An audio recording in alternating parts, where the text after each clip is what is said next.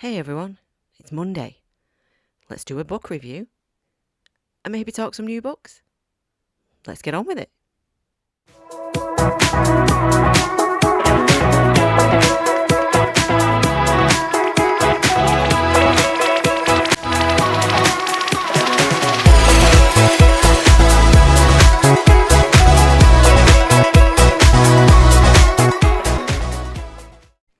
Hello everyone, welcome back to my YouTube channel, Through the Pages with Dee.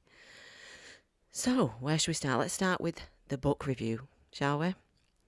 So, before we start that, if you go down here and you like and subscribe, do all the clicky things, it just helps the channel grow and it helps us grow the community. So that'd be really helpful. I'd really appreciate that.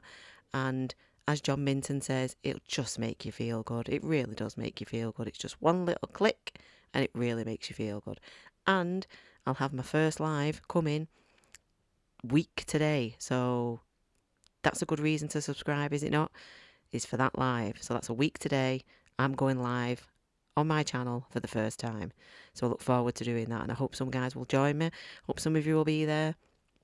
We know what it's for. I've said it a million times. I'm not going to keep preaching what it's for. I've said it over and over and over again. But yeah, I'd love it if you could come and join me for that live. That'd be great. So let's get on with business.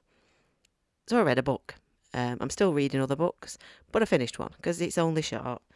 It's this book, and it is Gone to See the Riverman by Christopher Triani. Okay, so I'm going to review this. Not bad characters. I didn't mind the characters in this. We've got Laurie and Abby, who are sisters. And Laurie is the main character in this book, and she is writing to a serial killer called Edmund. And it seems as though it's all quite innocent to start with, why she's writing to him, and you know, there's nothing untoward in it. But bearing in mind that this book is potentially what I think is meant to be a horror, it's all seeming quite innocent to start with. Her sister Abby has some issues. She's got some disabilities, some brain damage. So even though she's the older sister, she's now become like the younger sister. And Laurie is spending a lot of her time taking care of Abby. And anywhere Laurie goes, she generally takes Abby with her.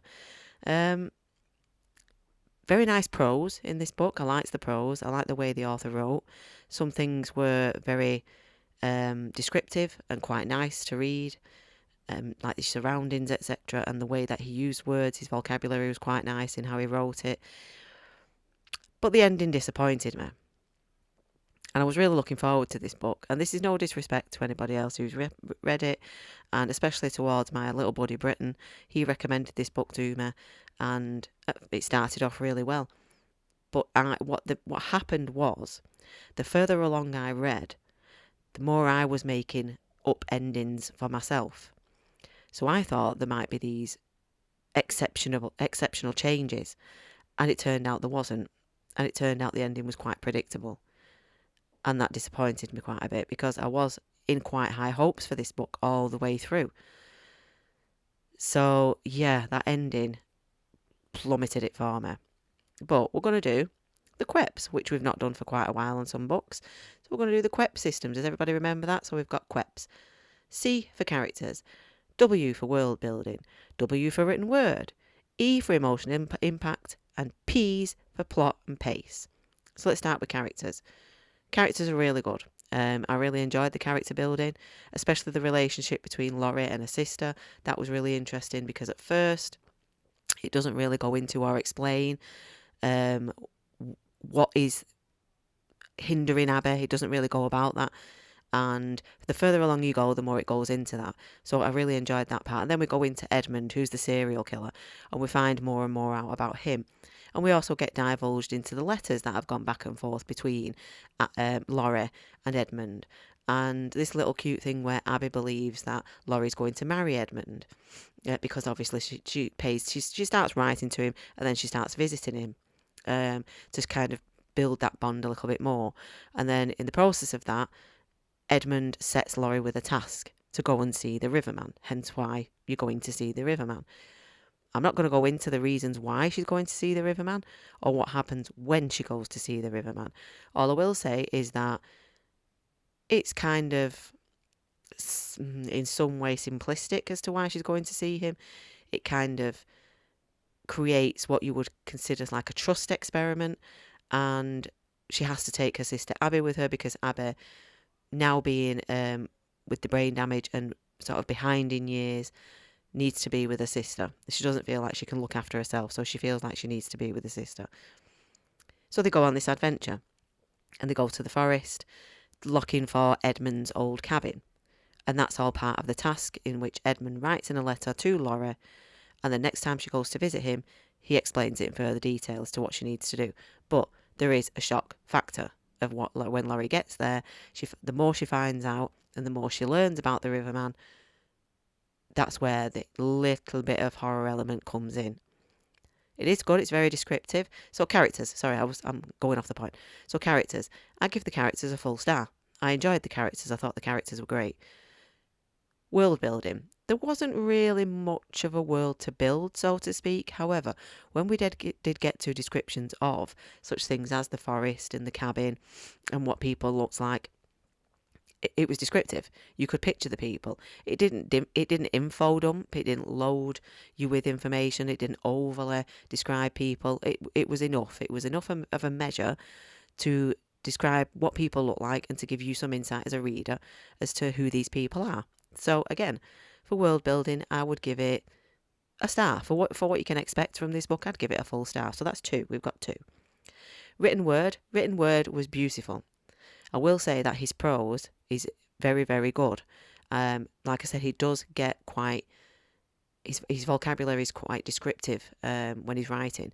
So that's quite nice. His prose is quite descriptive, and he uses terminology to describe things kind of poetically. So I quite like that. Given it's kind of borderline in a horror, I quite like that element because you don't read many horrors that do that. So that was quite interesting. So for the written word, I would give it another full star. So that's 3. Emotional impact, it failed. The relationship between Laurie and Abby was beautiful. The relationship between Laurie and Edmund, for me, was a little bit predictable. The only other relationship that I really enjoyed is another character who you come across further on, and I quite enjoyed that relationship between Laurie and that character as well. So, but the emotional impact, I mean, we are talking about something that is kind of a horror here, so can you really have an emotional impact in a horror? But I suppose you can, really, depending on where you go with it, and if there's maybe children involved and other quite serious aspects. But emotional impact, it didn't really get me, other than potentially the relationship between the sisters and other family members, which I don't want to divulge, but other family members are brought into this. So there is a little bit of a heart pull in this, but it didn't really get me. So did I laugh at? Well, there was nothing to really laugh at as such. It wasn't really meant to be a funny book, I don't think. So the emotional impact, I'm going to give it half. So we've got 3.5 so far. And then plot and pace. Excellent pace. I just kept turning because I wanted to carry on. The pace was brilliant. The writing was brilliant. It was a page turner. I just kept wanting to turn the pages, find out more. And as I say, where the plot's concerned, towards the end it died off a little bit. I kept thinking at certain points it was going to veer off in different ways, and it just didn't. I was coming up with ways that it could have veered off in that I've not read before. But unfortunately, it was predictable. It finished off like most stories that I've read like this finish off. So in the plot, it doesn't fully cut it for me. So the pace, if we're talking about how can I do this? Okay, so imagine 2 stars, one's for pace, one's for plot, but then we're going to merge them. So pace gets a full star and plot would get half a star. So what I'm going to do there is call that 3/4. So in that sense, it's going to get 3/4 of a star. That probably doesn't make the slightest bit of sense, but it makes sense in my head. So if it makes sense in my head, then it makes sense. So we have 1 for characters, 1 for world building, 1 for written word. We have half. Did I say half? Yeah, half for emotional impact.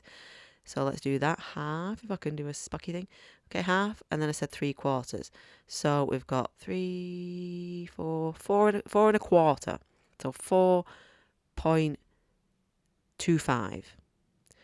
That's quite good, really. I personally think I would, and this is going to sound quite quick, but I think I would round it down to a 4. But it's 4.25. It wasn't what I was expecting. Like I say, the ending disappointed me. Good characters, great writing. It's brilliantly paced. It's got a great pace about it, but just that ending, it was standard to me. Or I could see it coming, so that kind of disappointed me a little bit there. I wanted more from that ending, and it kind of didn't deliver. So that was a bit sad about that. So yeah, that's Gone to See the Riverman. 4.25. So if you're interested, I'd say give it a chance. If you like some horror, why not? It is descriptive. It is quite there is quite a few gory bits in there, but I like that, so that didn't perturb me at all. But yeah, I enjoyed it. It's a quick read. It's not very many pages. It's literally 164 pages, which isn't a lot. So yeah, that's just a quick, blow through if you fancy a novella like that. I enjoyed it. So, as I went to Waterstones the other day, I thought to myself that I want to try some different things. Now, I've just picked up a handful, and that's why I'm on a ban from buying books. If you saw my last video, you know I'm on a buying ban for 2 months, which is good because I need to read what I've got. I really do. I really need to stop and read what I already own. Plus, I have things being sent to me by a couple of authors. So I've got an ebook that's been sent to me, and I have a very special thing to show you guys that an author sent to me. But I'm not going to do that in this video. I'm saving that potentially for Friday's video. So any of my viewers, keep your eyes peeled for that one, because that's going to be a gooder.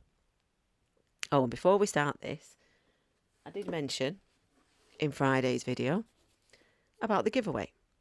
I am giving away a copy of Grady Hendrix' How to Sell a Haunted House. Now, I'm quite surprised that I haven't had one single name put in the comments yet, and it's a free book. I'm more than prepared to send this book to you. It's yours for free. All you have to do to enter this giveaway is put your name in the comments. Just write your name in the comments. That's all you need to comment. If you want to say something nice, by all means, please do. But just say your name and you will be added to a spinning wheel. And let's put it this way. If you're the only person in the comments who adds your name, this is then yours. Okay, you get this. And then if you want to, we can buddy read it, or you can just happily read it by yourself. It's no big deal. But I would like very much to give away this second copy of Grady Hendrix' How to Sell a Haunted House that I have. I just think that would be a nice thing to do. Just a little bit of a love from me to you for watching. So if you don't want this, maybe pass it on. And tell your friend to watch the video and write their name in the comments, because it's just going to sit here. I've got one for myself, so somebody may as well write the name in the comments and get a free book. I'm prepared to post it to you. So yeah, just thought I'd mention that again. So in the comments, put your name, and I'll add you to the kind of chance of winning, if you like. If you could be the only one, who knows? It's there, nice and safe.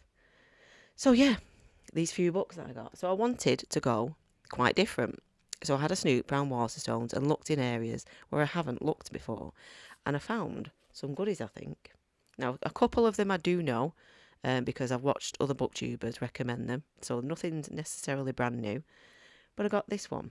It says, so Philip Pullman has said that it is beautifully written.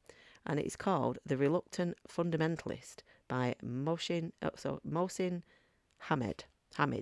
Mohsin Hamid. Yeah, so I thought that one was quite different. It says, at a Lahore cafe one evening, you meet a mysterious stranger. He asks you to join him for tea. And speaking impeccable English, he begins to tell you his story. It's the tale of how As a young man, he went to America and embraced the Western dream and even took a Western lover. As the night darkens, you learn of the souring of his dream and his love, of his feelings of anger and betrayal. And finally, other reasons for this chance meeting become abundantly clear. I just thought that sounded quite interesting, so I picked that one up. Let's pile them here. Then I know, I can't remember his name. My daughter is a big fan of this YouTuber. Um, he, he recommended Young Mungo. Apparently, it's kind of a modern day retelling of Romeo and Juliet, but LGBTQ friendly. It's about gay guys, but in a Romeo and Juliet kind of way. So that one interested me. I've heard that's really good. So I've got that one. See what I mean by the different area that I want to go into? Then I picked this one up, which I have mentioned to another booktuber who I would very much like to do a buddy read with, and hopefully that will come off. So I've mentioned this one, but we'll see. I'll read it anyway, but I'm not going to read it yet unless I, want to clarify. So I've got All Night, All Blood is Black. At night, sorry, excuse me. At night, all blood is black. Now this one kind of got me when I read it, the synopsis. I'll read it to you guys if you like. So Alpha and Mademba are two of the many Senegalese soldiers fighting in the Great War. Together they climb dutifully out of their trenches to attack France's German enemies whenever the whistle blows, until Mademba is wounded and dies in a shell hole with his belly torn open. Without his more than brother, Alpha is alone and lost amidst the savagery of the conflict. He devotes himself to the war, to violence and death, but soon begins to frighten even his own comrades in arms. How far will Alpha go to make amends to his dead friend? That sounded amazing to me. So that is At Night All Blood is Black by David Diop. I thought that one sounded great. Then, see, I'm trying to get more cultural with my authors. I'm trying to reach out instead of just going your standard basic fantasy, thriller, crime. I'm trying to go other genres in fiction. So I don't know how to say this name, so I'm probably going to butcher it. I do apologise.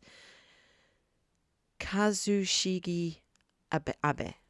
So it's Mysterious Setting. I don't know if you can see that because it's a bit... There we go. Yeah. This one. Shiori knows that she was destined to sing, even if she is completely tone deaf. Forced to give up her dream of becoming a travelling troubadour, she moves to Tokyo at 18 to forge a career in music, whatever the cost. But she quickly becomes isolated in the vast new city, and even the people she calls friends take advantage of her naivety. Then one day she is entrusted with a secret of enormous power. If she chooses to, she can take revenge on the world. Shot through with dark irony and a playful sense of absurd, Mysterious Setting is a propulsive and gloriously strange story of innocence and experience. So yeah, I like the sound of that one. Sorry, I just realised I left my phone on ring and that won't do. Then we got this one. I'm probably going to butcher this name as well. This author has already done The Fortune Men, which was shortlisted for the Booker Prize in 2021. And it's Nadila Mohammed, The Orchard of Lost Souls. You see that? And this is 9-year-old Diko has left the vast refugee camp she was born in, lured to the city by the promise of her first pair of shoes. Kausar, a solitary widow, is trapped in her little house with its garden clawed from the desert, confined to her bed after a savage beating in the local police station. Filson, a young female soldier, has moved from Mogadishu to suppress the rebellion growing in the north. And as the country is unravelled by civil war, their lives will change forever. So that one sounded interesting to me. So that's The Orchard of Lost Souls. And I think you guys have probably seen this one. Days at the Murasaki Bookshop. I'm not going to attempt the author's name because I know for a fact I'll butcher it, but you must have seen this one. Yeah, I bet you have. From the beginning of summer to early spring, I lived at the Murasaki Bookshop. I spent that period of my life in the spare room on the second floor of the store, trying to bury myself in books. The cramped room barely got any light, and everything felt damp. It smelt constantly of musty old books. But I will always remember the days I spent there, because that's where my real life began. And I know without a doubt that if not for those days, the rest of my life would have been bland, monotonous and lonely. The Murasaki Bookshop is precious to me. is a place I know I'll never forget. So yeah, I got that one. And lastly, but not leastly, when I read the synopsis on this one, I just know for a fact it's going to make me cry. It's called Brother, Do You Love Me? And it's by Manny Co and Ruben Co. Let's see if I can get through this synopsis without crying.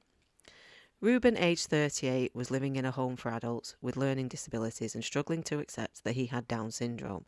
Lonely and in a fog of antidepressants, he hadn't spoken for over a year. Increasingly isolated, cut off from everyone and everything he loved. Ruben sent a text message, Brother, do you love me? When Manny received this desperate message from his youngest brother, he knew everything had to change. Together they began an extraordinary journey of repair, rediscovery, the depths of their brotherhood, one gradual step at a time. Combining Manny's tender words with Ruben's compelling illustrations, their story of hope and resilience questions how we care for those closest to us and draws a moving portrait of brotherly love. And actually, within the book, I think this is based on truth. There are some actual drawings and pictures. And when I actually looked at this and read the synopsis in the shop, I started to tear up.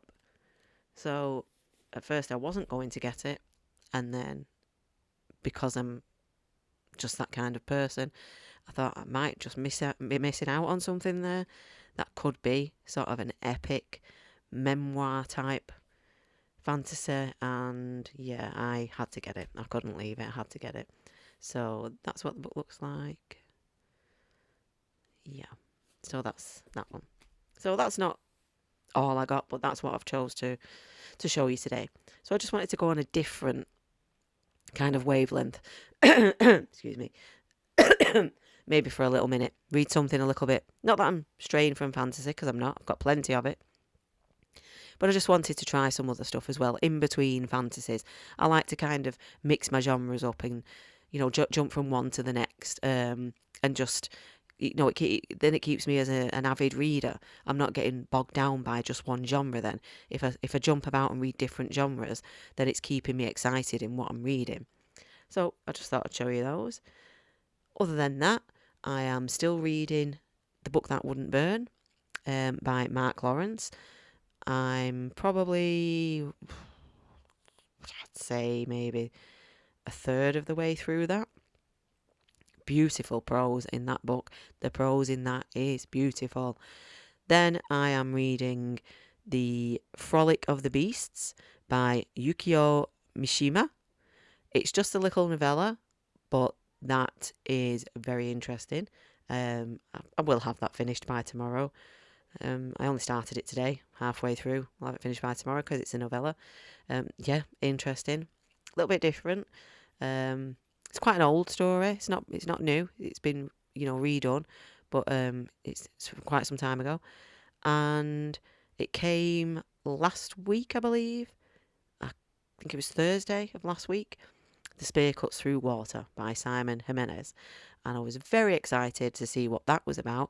And before I knew it, I was 250 pages in before I even realised that I'd kind of got myself a little bit carried away, because it is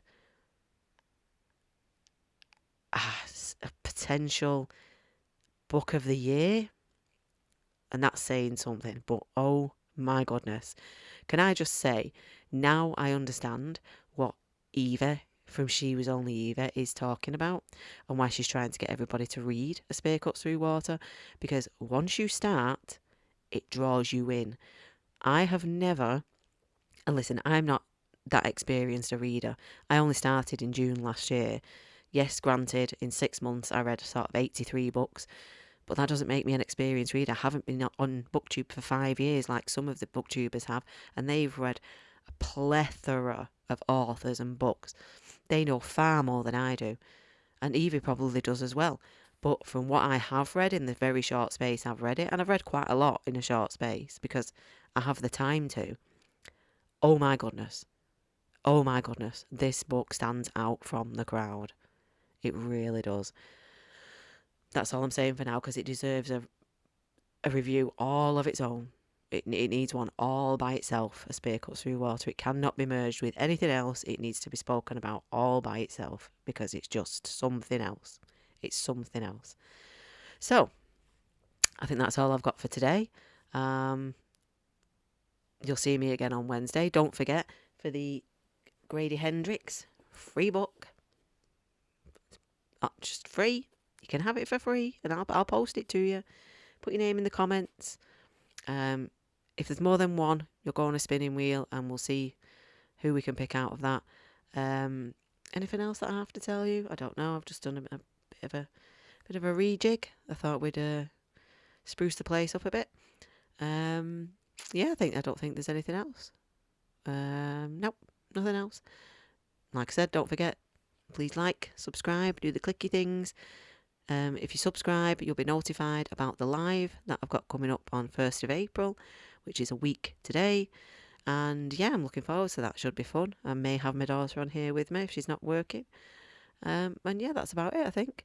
Thank you as always for watching. Thank you for liking and subscribing. Thank you for sharing this video if you share it. I appreciate every single one of you. You're beautiful people. You are my book family, and I love you all. So thank you for everything. And that's it from me. So, as I always say, I've been Dee, and I will see you guys through the pages.